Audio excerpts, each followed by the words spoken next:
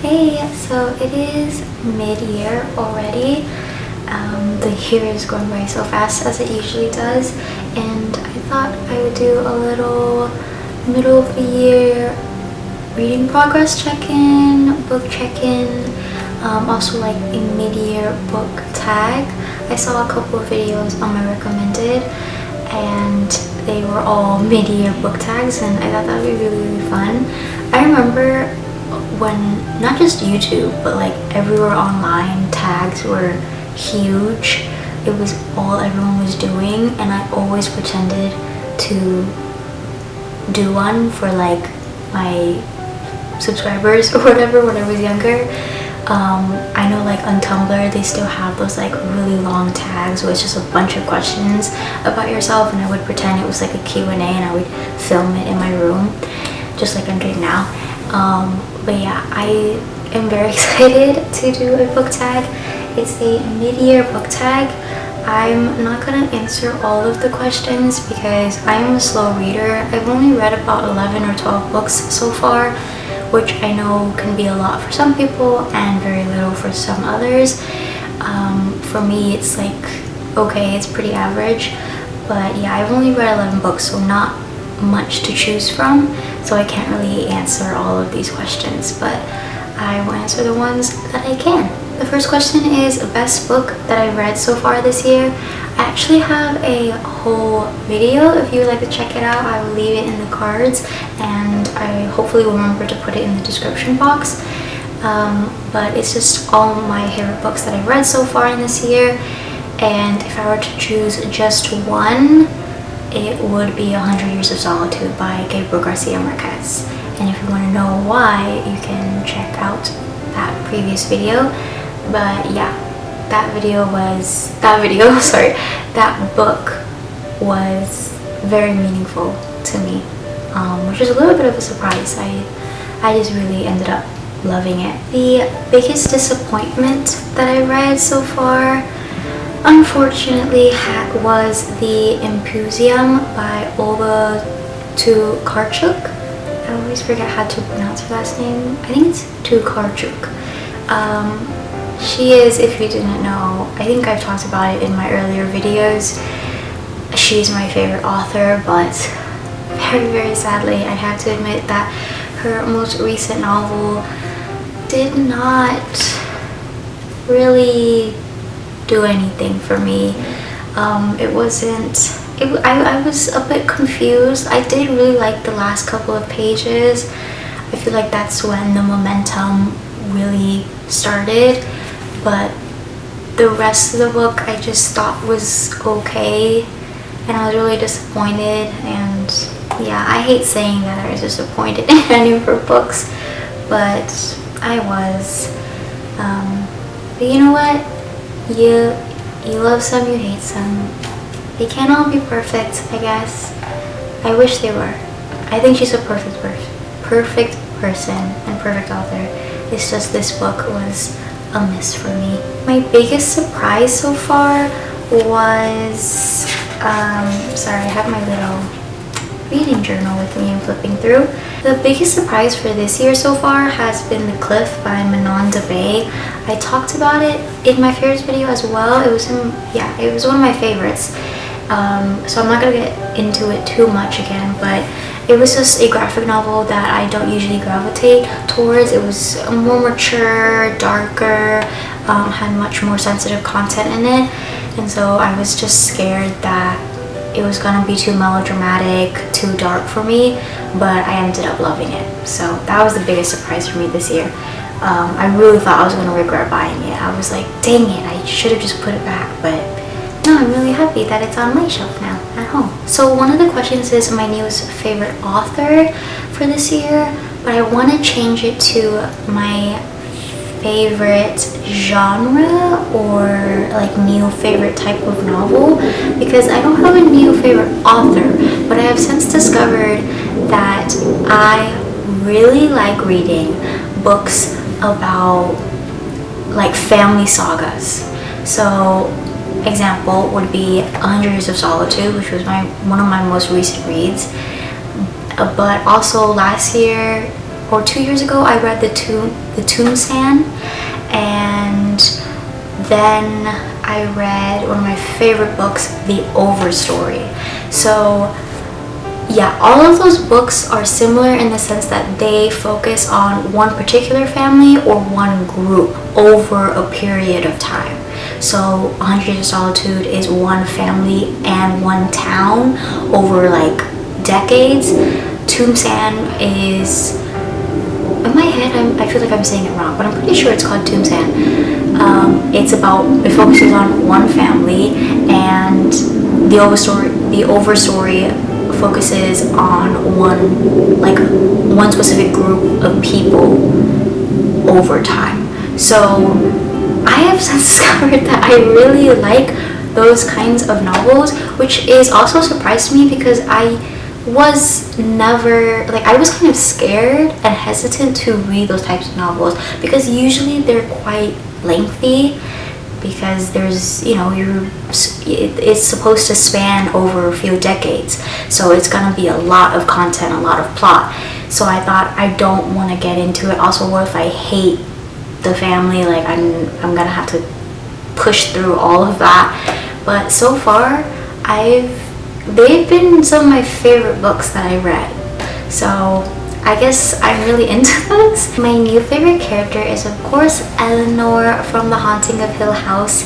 I talked about it in one of my previous videos, which is the favorite books that I read so far video. I talked about how much I loved Eleanor, even though a lot of people probably think like, why would you choose her as a favorite character? I just love her. What can I say? She's like my comfort character. Like an insane comfort character, but comforts me in a way that I can somewhat relate to her. So. Also, every time I think of Eleanor, I just think of the actress who plays her in the TV adaptation. And I love that actress, so I just love Eleanor. I love Nellie. A book that made me happy was Stargazing by Jen Wong. So I came across this graphic novel. I've had it on my list for a really long time. I read one of her other novels. I'm pretty sure it's The Princess and the Dressmaker. I'm pretty sure she's the author of that graphic novel as well, and I love that one. But I've had Stargazing on my TBR for a while, and I came across it just on randomly. This woman who was a vendor somewhere was selling secondhand books, and it was only like $5 or something. So I was like, oh my god, this is amazing. And the book made me so happy. I even wrote it down in my journal, like, wow, like it made me happy to read this. The characters are just so sweet and cute and adorable. The story is adorable, and one of the main characters is named Christine, and I can really relate to what she's going through and how she's feeling in the story. And yeah, it's just a very happy, adorable, sweet graphic novel. I highly recommend it.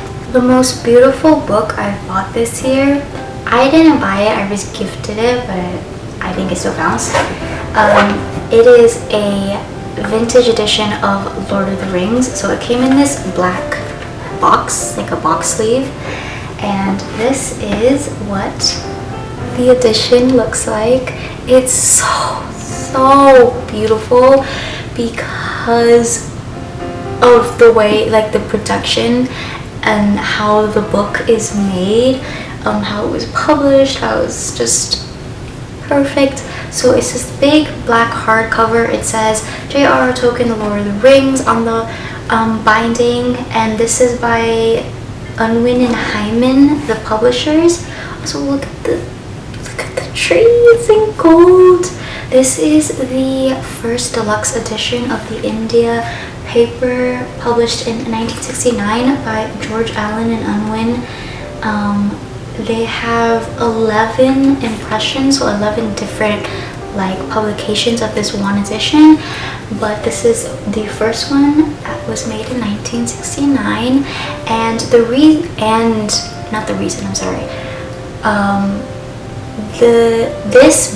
this one single book holds all three stories of Lord of the Rings. So the entire trilogy is put into this one novel.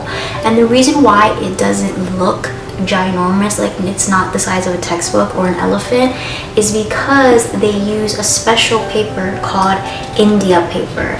I don't know if you could see it on camera very well, but it is extremely fragile and thin, and that is how they were able to put all 3 books into one.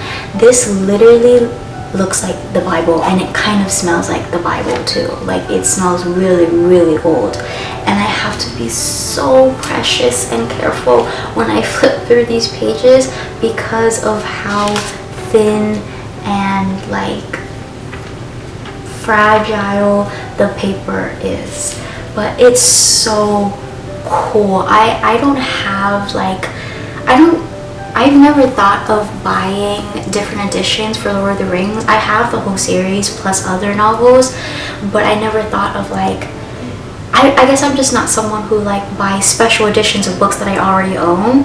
I'm just more of an admirer, but I was gifted this, and this is honestly one of the best gifts I will ever receive. Like, this is insane to me. Lord of the Rings is my favorite series. I adore the series and J.R.R. Tolkien, so this is really, really special to me, and I can't believe I have it. Something so vintage and rare and beautiful. I'm so happy that I have this. Yay! I also have a really cute, beautiful edition of The Hobbit that my sister gifted to me. I can't remember what edition that was, but it's just like a very, very old looking Hobbit edition that I will try to take a picture of and put it on the screen for you. But yeah, now I have so many beautiful editions of Middle-earth novels. And then the last question is books I want to read by the end of this year. So of course I have a TBR, so there are lots of books that I can choose from, but the 2 main ones are any Robin Hobb book. So I need to start any of her series, the Farseer trilogy, the Live Ship trilogy, any of them. Like, any Robin Hobb book I really need to start this year. Or Octavia E. Butler's Parable of this Hour. I just really want to start reading more fantasy and sci-fi series. Series are kind of a huge issue for me because there's such a commitment. You know, there's not just one book, sometimes there's like 4 more you have to read, and I am a very slow reader, so I struggle a lot finishing series, and I don't like waiting in between series or in between novels, because if I wait too long I will forget. I have a short memory. Just so many issues. But I really want to start 2 specific ones, or 2 specific authors, Robin Hobb and Octavia E. Butler. I am kind of leaning toward Parable of this Hour because I'm pretty sure that series is just a duology, while Robin Hobb's is usually trilogies. So maybe I could deal with 2 books easier than 3 books, but either one I have to start this year. They've been on my TBR for so long, and they're 2 authors that are very respectable, and I feel like out of all the novels they've written, I'm bound to find something that I love of theirs. I'm also surprised that for Octavia Butler, there's not an assigned reading for her. Like, all throughout schooling, I don't know why there wasn't any of her novels that were assigned reading. Even in college, especially in college, as an English student, I don't know why I was never told to read any of her books. I did read Kindred when I was in college, but it wasn't an option. It wasn't something that was given to us that we had to read, which is crazy because Octavia Butler's quite literally a genius, and her literature is so profound and so incredible. So I don't know why she's not an assigned reading. I feel like she has to be. Yeah, I just feel like people need to read her. They need to know about her. She's an incredible human being, an incredible author. So I'm very excited to start one of her books and Robin Hobb's books. I doubt that I will start both of them this year, but at least one of them, I think. I hope. So those are actually all the questions for the tag. I flew through these a lot faster than I thought. I hope that there's actually some kind of coherency. I feel like I say that at the end of every video, but I truly never believe that when I talk, it's coherent. So I guess I have a lack of faith in myself, or I just generally think I'm too chaotic. I don't know. Anyways, that's all I have for my mid-year book tag. I would love to know what everyone is reading, what their favorites have been, what they're currently reading. If you want to know what I'm currently reading, you can check out my previous vlog, A Week in My Life. I talk a bit about books in that one as well. But yeah, that's all from me. I hope you enjoyed this video, and I'll see you in my next one. Bye!